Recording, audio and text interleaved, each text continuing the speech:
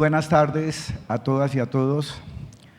Muchas gracias a la Universidad de Nariño, especialmente al señor decano y profesores que tuvieron la gentileza y amabilidad de invitarme a este importante Congreso de Derecho Constitucional. En primer lugar, quiero manifestar lo siguiente. La exposición que voy a hacer va a ser un poco crítica, pero aclaro que lo hago en defensa del acuerdo final de paz. Es un tema bastante extenso y como ya algunos de los expositores han tocado temas, no me voy a referir a ellos. Quiero anunciar que me referiré exclusivamente al punto 5 del acuerdo, lo que se llama víctimas y la justicia, frente a la Convención Americana de Derechos Humanos y la jurisprudencia de la Corte Interamericana de Derechos Humanos, que los dos son fuentes del derecho internacional y fuentes del derecho interno, principalmente del derecho constitucional y del derecho administrativo. Para destacar allí una obligación o un deber internacional importantísimo que se llama el deber de investigar, juzgar y sancionar y no amnistía. Cero amnistía y cero indultos por el respeto a la dignidad de las víctimas o sus familiares. Y al final tocar un poco de paso el famoso caso Sartriz, que está recorriendo el mundo y al parecer la JEP está en un limbo jurídico, al parecer. Entonces, tenemos que esta justicia transicional, el deber de investigar y juzgar y sancionar, viene de tratados internacionales relacionados con el derecho penal internacional. Y asimismo la jurisprudencia de la Corte Interamericana de Derechos Humanos, desde el caso Velázquez Rodríguez hasta los últimos casos, viene insistiendo que la Corte Interamericana no va a permitir, no va a consentir que se utilicen instituciones como amnistía e indulto, prescripción, extinción de la acción penal y menos beneficios para quienes cometen crímenes internacionales como la tortura, como la desaparición forzada de personas, principalmente, porque no permiten la impunidad. Y lo saben muy bien que en los últimos informes de la fiscal ante la Corte Penal Internacional ha hecho énfasis en lo mismo: cero impunidad y el Estado tiene el deber de investigar, juzgar y sancionar. Y quiero discrepar un poco de algunos juristas que defienden diciendo lo siguiente, que la JEP es el órgano de cierre y que la JEP dice la última palabra en justicia transicional. Pues no lo dice la JEP, tampoco lo va a decir la Corte Constitucional, lo va a decir es la Corte Interamericana de Derechos Humanos, y lo voy a demostrar con la jurisprudencia aplicable en el caso colombiano, con dos casos muy sonados en la Corte Interamericana que mencionaré más adelante. Tenemos que este proceso de paz, que costó mucho al país y a la sociedad colombiana lograr ese acuerdo final de paz, aplaudido, defendido por expertos en Europa y en Estados Unidos. Otra cosa es la realidad colombiana, pero políticamente está muy bien tejido ese acuerdo de paz. Pues ustedes verán que cuando comienzan las negociaciones, y hago esta exposición muy sencilla, teniendo en cuenta que la mayor parte del auditorio son estudiantes, que este acuerdo final de paz, cuando comienza a negociarse, se pactaron 5 puntos que lo ven ustedes en pantalla y se llamó el Acuerdo General y comienzan las negociaciones en La Habana. De estos 5 puntos sustantivos y el sexto que se llama verificación, refrendación, o sea, la implementación, que es la parte procedimental, repito, me voy a referir a víctimas y a justicia.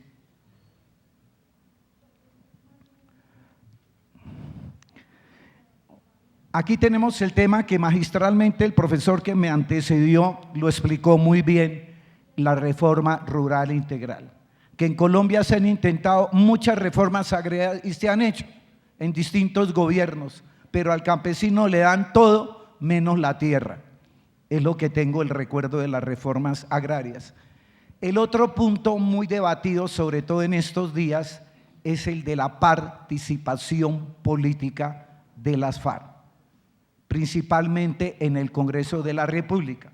Y ustedes recordarán que en el acuerdo se pactó que las FARC tendrían derecho a 3 voceros en la Cámara y 3 voceros en el Senado, y cuando se firmó el acuerdo y entró en vigor, inmediatamente ellos accedieron al Congreso y les dieron unas curules.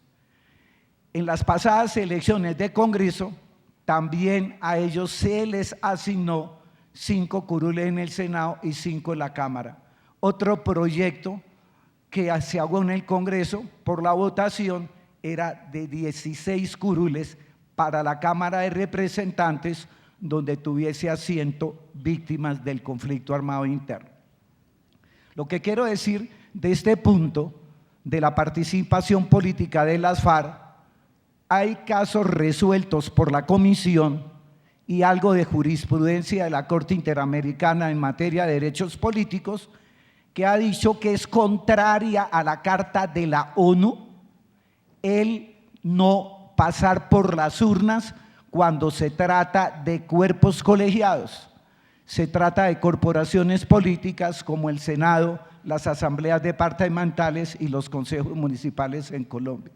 Hay un caso, el famoso caso de la Constitución de Chile, en que en el artículo 45 dijo la Constitución de 1980 que se asignaban unas curules para el Senado a la Junta Militar de Gobierno de Pinochet.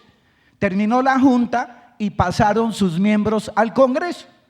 Es una táctica, se inventó la extrema derecha y la copian en Colombia para las FARC. Ahí está la decisión de la Comisión Interamericana que le recomendó al Estado de chileno que reformara su constitución, y efectivamente Chile cumplió y reformó el artículo 45, repito, porque era contrario o incompatible al artículo 23 de la Convención, que reconoce los derechos políticos, y todos tenemos que ir a las urnas si hablamos de representación política. No la estoy atacando, pero se pactó políticamente que el gobierno se comprometía a asignar esas curules. El acceso democrático al poder también es un componente a tener en cuenta para lograr la paz. El fin del conflicto, el cese al fuego y reincorporación es lo que ya se ha logrado por el curso y el trayecto de esta implementación del acuerdo. Y viene el tema de debate en estos días, el punto de las drogas ilícitas. Y con la detención de Sartriz y compañía, Colombia está quedando mal ante la comunidad internacional. Se comprometieron a no delinquir más. Tan pronto se firmó el acuerdo y mire lo que ha sucedido. Y este es el tema que quiero referirme para llegar a la jurisprudencia de la Corte Interamericana de Derechos Humanos. El punto quinto, víctimas, donde se ha establecido el sistema de verdad, justicia, reparación y garantías de no repetición. Y el punto quinto, víctimas, justicia, con los componentes de la Jurisdicción Especial de Paz que ya explicaron. Y hay que recordar lo siguiente, que según el acuerdo final de paz, se pactó que el acuerdo final de paz era y es un acuerdo especial a la luz del artículo 3 común de los convenios de Ginebra de 1949. Y en efecto se hizo una reforma constitucional en el Congreso y se quedó establecido allí que el acuerdo de paz, una vez que en el plebiscito del 2 de octubre obtuviera el sí, con esa reforma constitucional, el acuerdo de paz ingresaría al bloque de constitucionalidad, es decir, una especie de constitución al lado de la constitución vigente de 1991. Pero como quiera que fracasó el sí, y en la renegociación logró la oposición que desmontaran ese bloque de constitucionalidad de esa forma concebida. Queda a la interpretación de la Corte Constitucional cuando publique la sentencia en la que hizo control de constitucionalidad al acto legislativo 02 del año pasado, donde creó dos parámetros de interpretación que el acuerdo final de paz se convirtió en un parámetro, aclarando que el acuerdo final de paz es un acto político, no es un acto jurídico como algunos creen y comentaristas de la prensa lo plantean así. Lo que ha sucedido con ese acuerdo político es que se ha venido implementando mediante reformas constitucionales y legales, como quedó pactado en el punto número 6. Veamos en qué consiste el bloque de constitucionalidad antes del acuerdo y después del acuerdo, porque vamos a tener con la jurisprudencia de la Corte Constitucional un nuevo concepto de bloque de constitucionalidad, y depende cómo se ha utilizado y se interpreten y se apliquen los tratados internacionales, que son las fuentes del derecho de la JEP, y lo dice el proyecto de ley estatutario que crea la JEP, dice, son fuentes del derecho aplicable, el derecho internacional de los derechos humanos, el derecho internacional humanitario y el derecho penal internacional. Aquí tenemos para los estudiantes una ilustración muy sencilla de cómo veo yo el bloque de constitucionalidad. En la cúspide de la Constitución de Colombia de 1991 vigente, y al lado el juez debe ubicar el Tratado Internacional de Derechos Humanos que mejor proteja a las víctimas y o a sus familiares. En la diapositiva ustedes ven la Convención Americana de Derechos Humanos, pero si la víctima es mujer, ahí le puede añadir la Convención de Belén do Pará, que protege los derechos humanos de la mujer. Y si esa mujer es víctima, si la víctima mujer es un indígena, también se puede incorporar la Declaración de los Derechos de los Pueblos Indígenas para una mayor protección. Lo que se había previsto era de que este acuerdo de final de paz, repito, formara parte de ese bloque, es decir, en la cúspide del ordenamiento jurídico colombiano. Todo a la luz del artículo 22 de la Constitución, que establece como un derecho fundamental el derecho a la paz. Aquí tenemos el acuerdo final de paz con sus 5 puntos sustantivos, pueden verlo aquí de una manera muy rápida, y en el punto quinto el de víctimas. Del punto quinto de víctimas se desprende lo que se llama el sistema integral de verdad, justicia, reparación y no repetición. Si esto se aplica por parte de la JEP, especialmente por el Tribunal de Paz, para protegerle estos derechos a las víctimas y a sus familiares, hemos ganado la pelea histórica de sacar a Colombia de ese conflicto armado interno que miles y millares de muertos nos ha dejado. Ese sistema integral de verdad, justicia y reparación hay que verlo también desde esta perspectiva, que en ese escenario jurisdiccional nuevo vamos a ver las víctimas y a los victimarios. A los victimarios, que son las FARC por un lado, y a los agentes del Estado por el otro.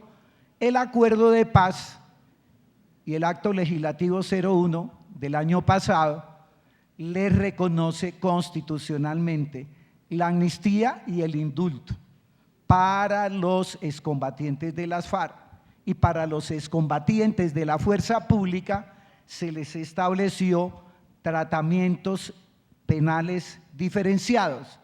Claro, a ellos no se les puede dar como beneficio la amnistía y el indulto porque son delitos políticos. A ellos se les puede reconocer como beneficio la no iniciación de la investigación penal, es decir, la renuncia a la acción penal.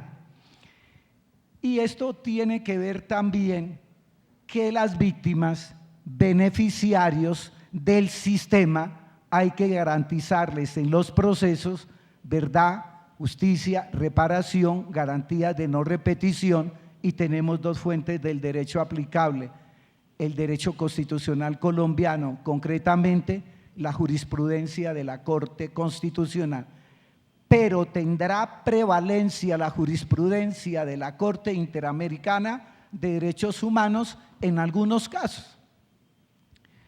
Y aquí tenemos ese sistema de verdad, justicia, reparación nuevamente, y voy a destacar el punto relacionado con la Jurisdicción Especial para la Paz, para ubicarme con el Tribunal de Paz, que tiene el desafío de resolver estos nuevos procesos penales. Y ya lo han dicho acá, o lo veo en las ponencias, que va a haber dos procedimientos según la ley estatutaria de la JEP.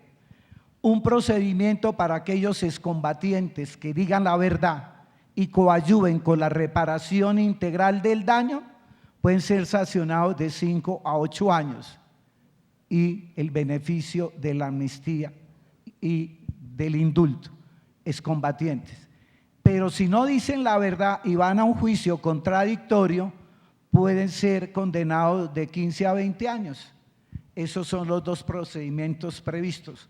El lunes pasado escuchamos en la Universidad Libre como a 6 magistrados del tribunal, y un magistrado muy importante, el doctor Rameli, profesor del externado, nos explicó que habían como 6 procedimientos a seguir en el tribunal. Y les digo algo, están encartados con el caso Sartriz, porque no hay ley que se pueda aplicar, porque hasta ahora está en proceso de formación ese proyecto de ley. Me detengo un poco para ampliar aquí la información. Según el acuerdo final de paz, se pactó que la Jurisdicción Especial de Paz, con su tribunal, elaboraría, y en efecto hizo, el proyecto de ley de procedimientos para ser aplicado. Lo hicieron y se lo presentaron hace como 2 o 3 semanas al presidente Santos, para que él a su vez lo presentara al Congreso. Y qué sorpresa para nosotros los que estamos trabajando estos temas, esperando en qué momento se publicaba el proyecto de ley en la Gaceta del Congreso, y los magistrados me dijeron hace 2 días: el gobierno no presentó el proyecto que nosotros hicimos. Hizo otro proyecto violando la Constitución y desconociendo la jurisprudencia de la Corte Interamericana de Derechos Humanos. ¿Quién tiene la razón? ¿La JEP o el gobierno? Y en ese viacrucis sale el caso Sartriz. No tienen ley de procedimientos para investigarlos y juzgarlos y sancionarlos. No sabemos qué van a hacer, porque el acuerdo final de paz en lo demás no se puede aplicar, porque es un acuerdo político. Si de pronto los abogados inteligentemente ven que no hay respuestas con ese personaje sometido a la JEP, pueden plantear unas medidas cautelares a la Comisión Interamericana, estilo Petro, cuando el conflicto con el Procurador General de la Nación. Pero él también tiene derecho a justicia. ¿Cuál será el juez natural? ¿Es la justicia ordinaria o es la JEP? Para allá vamos.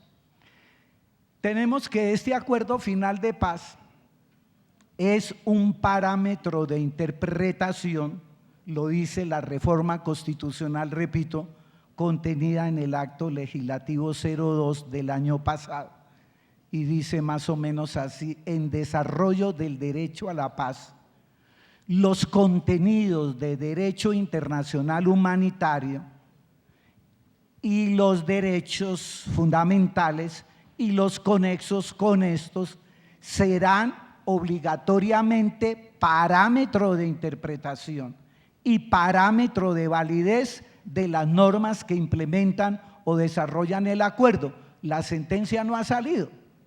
Entonces, ¿cómo van a hacer los magistrados de la JEP para utilizar el acuerdo final de paz como un parámetro e interpretar las normas que sean aplicables para Sartres, tampoco tienen respuestas al momento en lo que según parece. Pero expliquemos esto más detenidamente. ¿Cómo veo yo ese acuerdo final de paz? Y creo que a los extranjeros les parece esto novedoso y exótico, que a nivel constitucional tengamos un acto político en la cúspide del ordenamiento jurídico colombiano, para que en la medida en que se ha implementado constitucionalmente pueda ser parámetro de interpretación.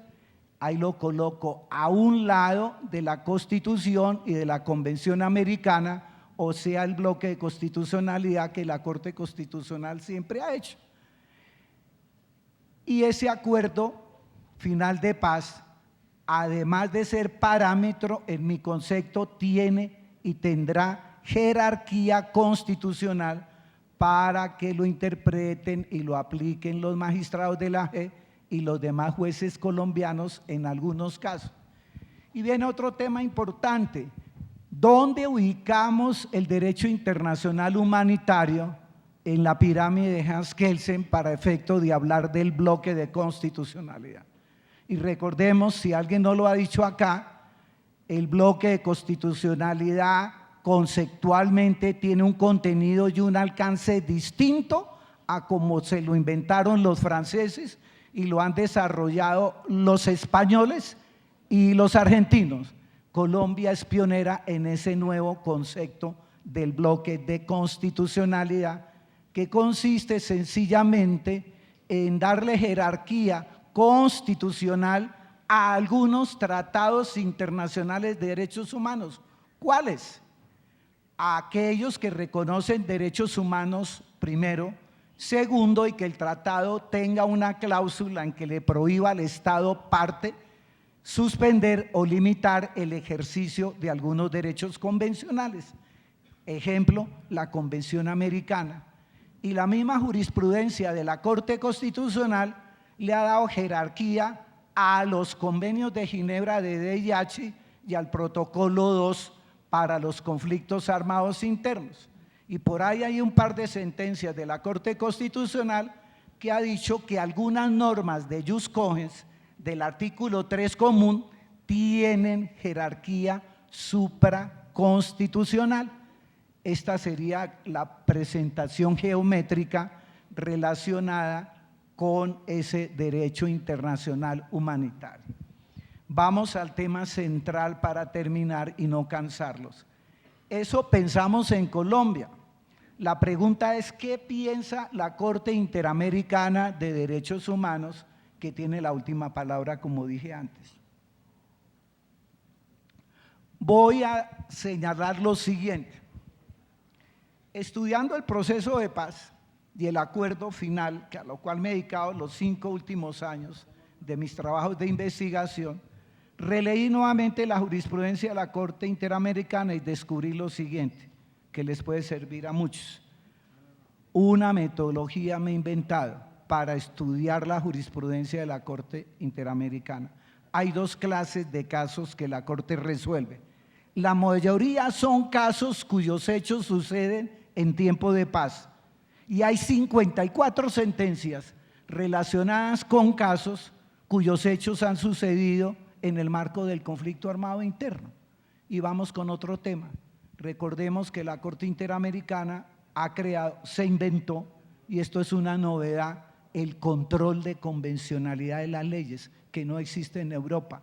Nunca lo ha hecho el Tribunal Europeo de Derechos Humanos. Por ejemplo, que la Corte Interamericana confronta una ley con la Convención Americana o una norma constitucional con esa convención o un acto administrativo, y si resulta incompatible, pues la Corte Interamericana lo ha declarado inconvencional. A los europeos les parece algo exótico que un tribunal internacional de derechos humanos diga que una norma de una constitución viola el tratado y que por lo tanto es incompatible, y el Estado tiene el deber de derogar la norma. Para allá vamos con algunas normas constitucionales que implementan el acuerdo de paz, que al parecer son inconvencionales. Entonces veamos los casos importantes que ha resuelto la Corte, repito, para avanzar y terminar. Hay un famoso caso que citan en el acuerdo y un párrafo de esa jurisprudencia lo citan en el artículo 1 del proyecto de ley estatutario de la JEP, y aquí está, se llama el caso El Mozote y lugares aledaños contra El Salvador. Es una sentencia del 25 de octubre del 2012. Entonces vamos a ver la jurisprudencia antes y después. La jurisprudencia anterior de la Corte Interamericana nunca había tenido un caso en que los hechos hubiesen sucedido en el marco de un conflicto armado interno. Entonces, El Salvador, Guatemala terminaron esos conflictos con un acuerdo final de paz y lo mismo ha hecho Colombia. De ahí salen los 54, 55 casos que le comento y algunos casos que también pueden ser aplicables en su jurisprudencia y son contra el Perú. Veamos aquí en resumen qué dice la Corte en el caso de la masacre del Mozote. En el párrafo 284, lo que está diciendo la Corte, observan ustedes, dice: sin embargo, y a diferencia de los casos abordados anteriormente por este tribunal, en el presente caso se trata de una ley de amnistía general que se refiere a hechos cometidos en el contexto de un conflicto armado interno. Resumo, aquí la Corte toma el acuerdo final de paz como referencia para interpretar la Convención Americana confrontando esa ley de amnistía. Y es el primer caso en que la Corte, haciendo control de convencionalidad de las leyes, no le dijo al Estado derogue la ley, sino que no puede ser un obstáculo para que el Estado, óigame bien, reabra los procesos penales que hayan terminado con sentencia o que continúe con las investigaciones penales que han estado suspendidas o que desarchive los expedientes de aquellos procesos penales donde se investigaban crímenes de lesa humanidad o crímenes de guerra, pero con motivo de la aplicación de la ley de amnistía quedó truncada la justicia. Ahí el Estado está cumpliéndole a la Corte para efectos de evitar la impunidad, porque si el Estado no cumple, le cae encima la Corte Penal Internacional, porque el Estado también ratificó el Estatuto Penal de Roma. Y en estos párrafos 210 y siguientes, la Corte Interamericana insiste en el deber internacional de investigar, sancionar, juzgar y en su caso sancionar a aquellos hechos relacionados con crímenes de lesa humanidad y crímenes de guerra que tengan como estructura central graves violaciones al derecho internacional de los derechos humanos y graves infracciones al VIH. Y tenemos el control de convencionalidad en este párrafo 318, que quiero hacer esta pequeña explicación. ¿Cómo ha hecho el control de convencionalidad la Corte Interamericana a partir del caso Almonacía Arellano contra Chile del año 2006, en que dijo por primera vez: todo el poder judicial, y habla de los estados parte en la convención, tienen el deber de aplicar el control de convencionalidad? No es una discrecionalidad.